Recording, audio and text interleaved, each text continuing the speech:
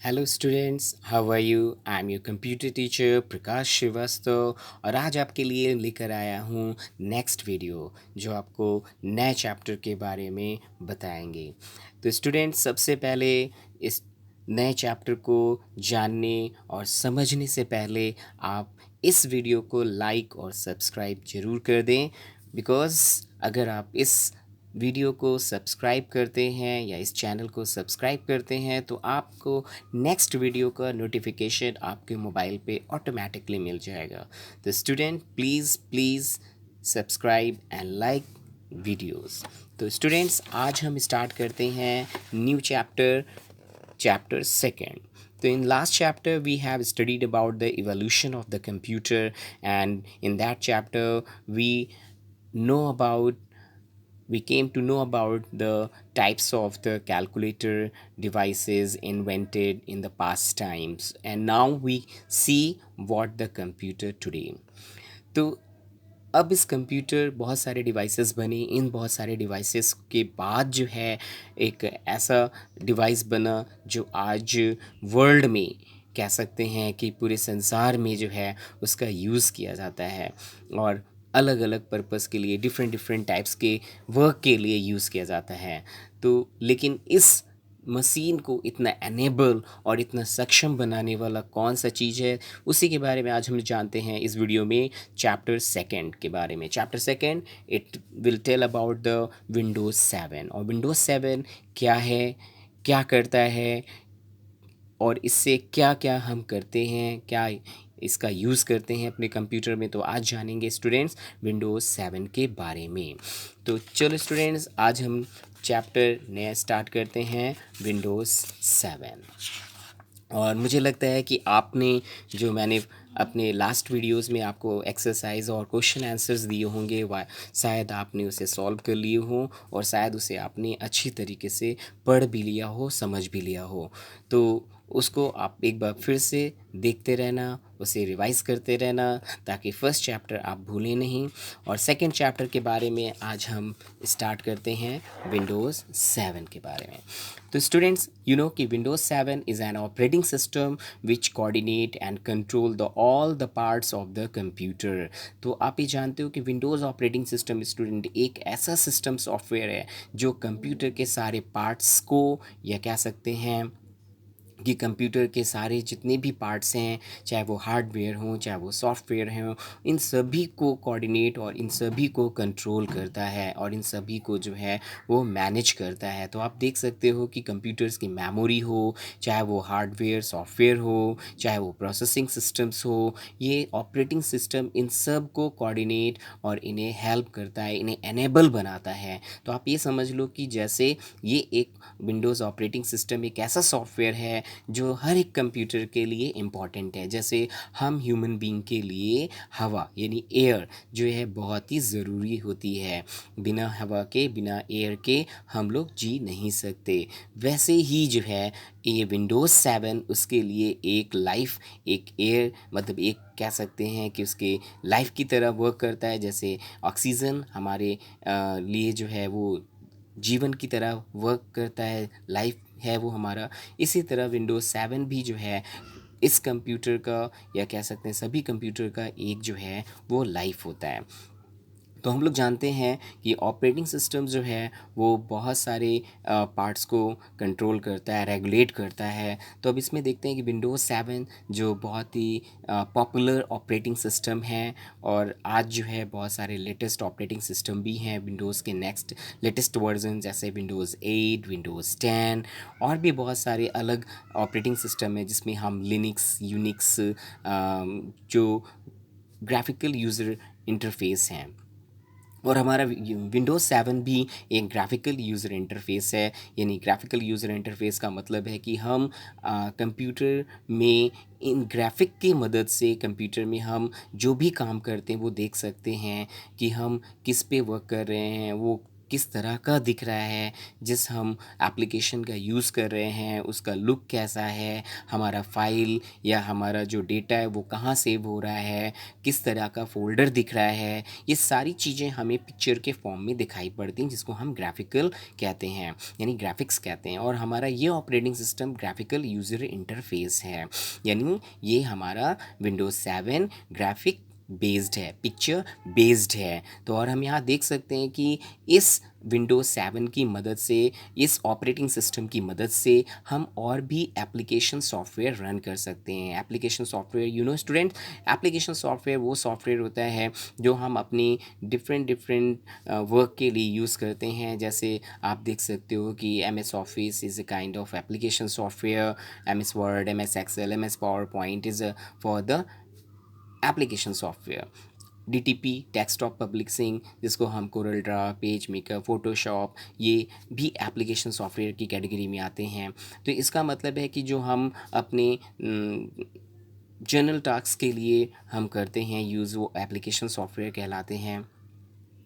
और हम यहाँ देखते हैं कि ये विंडोज़ सिस्टम जो है वो सारी चीज़ों को कोऑर्डिनेट करता है, उसे रेगुलेट करता है, आपके सिस्टम को मैनेज करने में हेल्प करता है। जैसे आप अगर किसी चीज़ को सर्च करना चाहते हो तो आप उसे सर्च कर सकते हो, आप ऑर्गेनाइज़ कर सकते हो आसानी से फाइल्स, फोल्डर्स को और अपने डेटा को, copy, paste, files, restore, file saving, folder saving, editing, all kinds of work you can do in your system with the help of the operating system.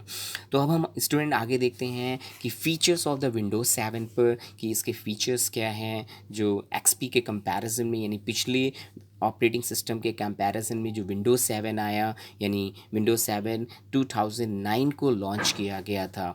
और ये जो वर्ज़न है वो अपने प्रीडिसेसर यानी अपने पहले वर्ज़न का एडवांस वर्ज़न है।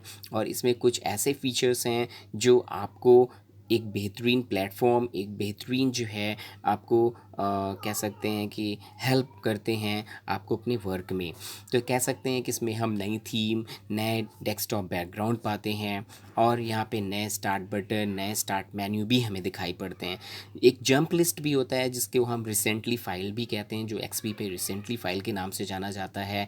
यानी आपने अगर अभी लास्ट टाइम में या कुछ दिन पहले या कुछ घंटे पहले आपने जो फाइल ओपन की थी, अब आपको उस पर डायरेक्टली जंप करना है या आप उसको डायरेक्टली जाना चाहते हो, तो you can go quickly without going anywhere. तो कैसे हम कर सकते हैं, जंप लिस्ट पे कैसे पहुंच सकते हैं? तो student you can see on the screen here given the start button पे हम राइट क्लिक करते हैं। जैसे ही राइट बटन पर क्लिक करते हैं तो हमें यहाँ पे इस तरीके का मेन्यू निकल कर आता है और इस पे हम देख सकते हैं यहाँ पर हमें जंप लिस्ट के एक पॉपअप मेन्यू दिखाई पड़ेगा। इस पॉपअप मेन्यू पे हमने जिस फाइल को अभी रिसेंटली ओपन की थी उस फाइल को हम यहाँ पे क्लिक करके उसे ओपन कर सकते हैं। फिर हम आगे के फीचर्स में भी देखते हैं कि आगे के फीचर्स में हमें गैजेट्स भी मिलते हैं। इन गैजेट्स की मदद से हम जो है कोई भी कह सकते हैं कि वर्क को क्विकली कर सकते हैं। जैसे हमें कैलेंडर देखना है तो हम बहुत आसानी से कैलेंडर को देख सकते हैं। यहाँ पे एक गैजेट लेकर क्लॉक हम अपने स्क्रीन पर रख सकते हैं। वेदर के फॉरकास्टिंग को भी हम देख सकते हैं। When we attach to the internet, automatically this weather forecasting will tell us the what is the temperature today and what is the current temperature. And puzzles भी होते हैं, म्यूज़िक फाइल भी होते हैं, स्टिकी नोट्स भी होता है। अब स्टिकी नोट्स आप जानते हो कि this is a for the reminder. Reminder का मतलब ये होता है कि आप कोई चीज़ के लिए आपने फ्यूचर में करने वाले हो या कल या आप जो है आगे के दिनों में करने वाले हो, तो हम अपने कंप्यूटर में रोज़ यूज़ करते हैं। रोज़ हम कंप्यूटर को वर्क करते हैं तो हम उस पर एक रिमाइंडर लगा सकते हैं as like in the mobile also, कि मोबाइल में भी रिमाइंडर की तरह होता है, वैसे हम आप इसमें रिमाइंडर लगा सकते हैं ताकि हम किसी भी काम को हमें ये मेमोराइज़ करता रहे।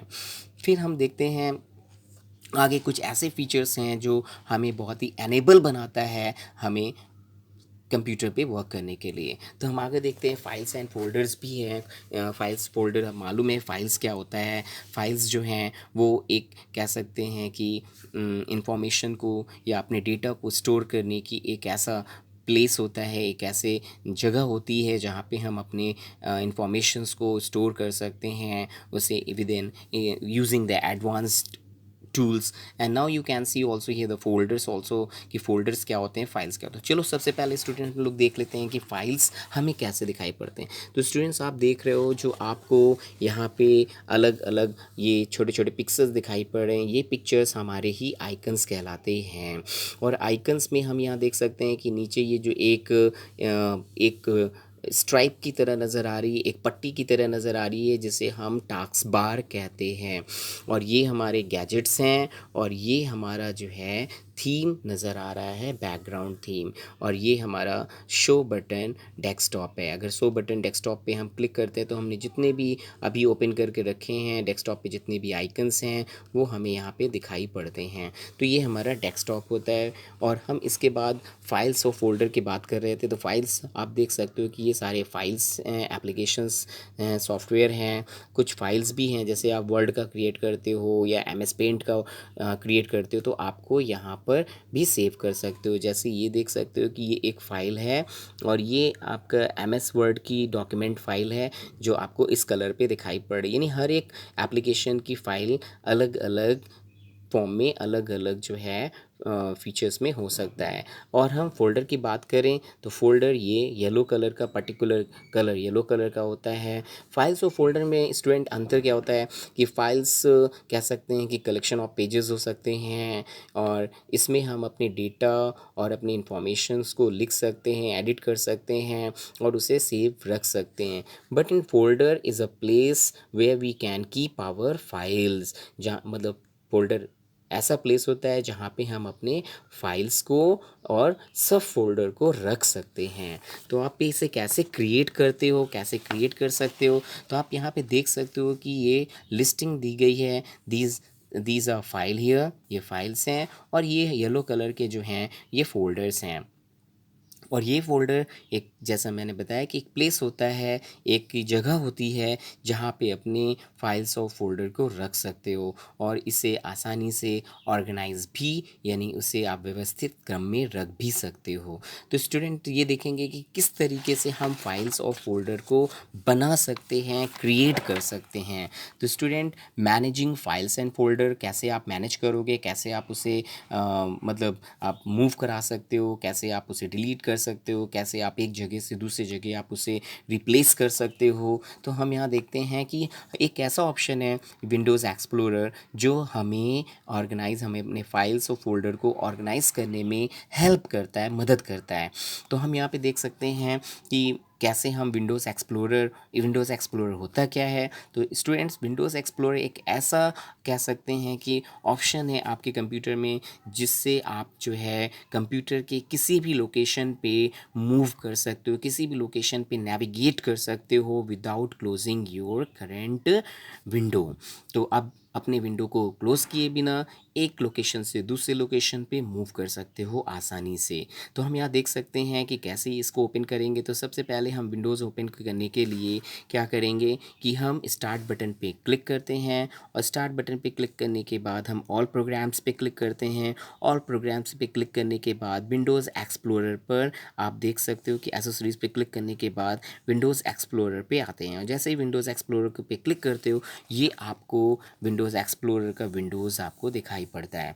इस विंडोज़ एक्सप्लोरर में दो पार्ट हैं, एक आपका लेफ़्ट पैन है और एक आपका राइट पैन है। लेफ़्ट पैन पे पूरा, जिसको कह सकते हैं कि इस लेफ़्ट पैन में, जिसे हम नेविगेशन पैन भी कहते हैं, ये विंडोज़ एक्सप्लोरर दो पार्ट्स में डिवाइड हो जाता है। एक नेविगेशन पैन होता है और एक आपका फाइल लिस्ट पैन होता है। यानी आप इस नेविगेशन पैन से किसी भी स्टोरेज पे या किसी भी ड्राइव पर आप क्विकली मूव कर सकते हो, क्विकली जो है आप नेविगेट कर सकते हो। और इस जैसे डी ड्राइव पर आप क्लिक करते हो, when you click on in the D drive you can see all the things, all the files and folder inside it. तो आप कुछ भी आप इसके अंदर देख सकते हो। अगर आपको डेस्कटॉप पे जाना है तो क्विकली आप क्लिक करोगे डेस्कटॉप पे, तो and you can see all the things, all the files and folder on the desktop without the closing this window here. फिर हम आगे देखते हैं कि क्रिएटिंग फाइल्स और फोल्डर क्या होता है। तो क्रिएटिंग आपको फाइल कैसे बना सकते हो, फोल्डर कैसे बना सकते हो। तो it is very easy, it is a very very कह सकते हो कि बहुत ही आसान तरीका है इसको बनाने का। तो आप यहाँ पे देख सकते हो, आपको स्क्रीन पर यहाँ पे दिखाई पड़ रहा है, आपको स्क्रीन पे अच्छे से देख सकते हो यहाँ पे कि कैसे हम फाइल को क्रिएट करें। तो स्टेप है यहाँ पे। तो स्टेप पे क्रिएट करने के लिए सबसे पहले हम लोकेशन पे जाएंगे, यानी कह सकते हो जिस जगह हमें फाइल्स या फोल्डर क्रिएट करना है। तो हम नेविगेशन यानी एक्सप्लोरर पे ही रहकर किसी भी जगह पे जा सकते हैं। सपोज़ करिए हमें डी ड्राइव पर क्रिएट करना है फाइल्स को, तो डी ड्राइव पे हम क्लिक करते हैं। डी ड्राइव पे क्लिक करने के बाद उस स्टोरेज पे हमें दिखाई पड़ेगा, डी ड्राइव के ब्लैंक एरिया पे जाते हैं और ब्लैंक एरिया पे हम राइट क्लिक करते हैं। राइट क्लिक करने के बाद हमें क्या दिखाई पड़ता है, एक मेन्यू आता है जिसपे हमें न्यू ऑप्शंस दिखाई पड़ रहा है। न्यू ऑप्शन पे क्लिक करने के बाद जैसे ही आप क्लिक करते हो, आपको न्यू ऑप्शन से क्लिक करने का मतलब है कि आप जिस तरीके की फ़ाइल चाह रहे हो, एम एस के वर्ड की फ़ाइल, एक्सेल की फ़ाइल, आप प्रेजेंटेशंस की फ़ाइल, जिस फ़ाइल को चाह रहे हो उस पर जैसे ही आप अपने पॉइंटर को रखोगे वैसे ही एक नेक्स्ट पॉपअप मेन्यू आएगा। नेक्स्ट पॉपअप मेन्यू में न्यू ऑप्शन आएगा। न्यू ऑप्शन पे आने के बाद जैसे ही क्लिक करोगे वो फाइल्स आपको यहाँ पे दिखाई पड़ेगी उस जगह पे जहाँ पे आप क्रिएट करना चाह रहे हो। फिर यहाँ पे आपको नेम देना है उस फाइल का, जिस नाम से आप अपने फाइल का नाम रखना चाह रहे हो। और ये इस तरह हमारा फाइल क्रिएट हो जाता है और डबल एंटर करोगे then you can open your application file. फिर इसी तरह हम देखते हैं कि creating a file new folder भी इसी तरह हम क्रिएट कर सकते हैं। Choose the blank area and right click of your mouse pointer, right click करेंगे या तो हम यहाँ पे देख सकते हैं कि न्यू फोल्डर का ऑप्शन है। न्यू फोल्डर पे क्लिक करेंगे, जैसे ही न्यू फोल्डर पे क्लिक करेंगे एक फ़ोल्डर अपीयर होगा येलो कलर का और यहाँ पे नेम उसे देना होगा। आप उसे राइट करके आप उसे नाम दे सकते हो। और यह तो दूसरा मेथड है कि हम किसी भी ब्लैंक एरिया पे राइट क्लिक करेंगे, राइट माउस बटन, और वहाँ पे न्यू ऑप्शन आएगा। न्यू ऑप्शन आने के बाद हम न्यू फोल्डर पे क्लिक करेंगे। जैसे ही फोल्डर पे क्लिक करोगे फोल्डर अपीयर हो जाएगा और इस फोल्डर को आपको नाम देना होगा। तो स्टूडेंट्स, आज हम लोगों ने जाना विंडोज़ के बारे में और फाइल्स क्या होते हैं, फ़ोल्डर्स क्या होते हैं और विंडोज़ के फ़ीचर्स के बारे में, विंडोज़ है क्या, इन सारी चीज़ों के बारे में हमने आज ये जाना है। तो स्टूडेंट्स आप इसे एक बार फिर से रीड देखिएगा, इस जो भी मैंने आपको बताया है इसके बारे में एक बार फिर से सुनिएगा और मेरे वीडियो को लाइक और सब्सक्राइब ज़रूर करिएगा। फिर से नेक्स्ट वीडियो को लेकर आऊँगा आपके सेकंड चैप्टर के बारे में। तब तक के लिए थैंक यू सो मच।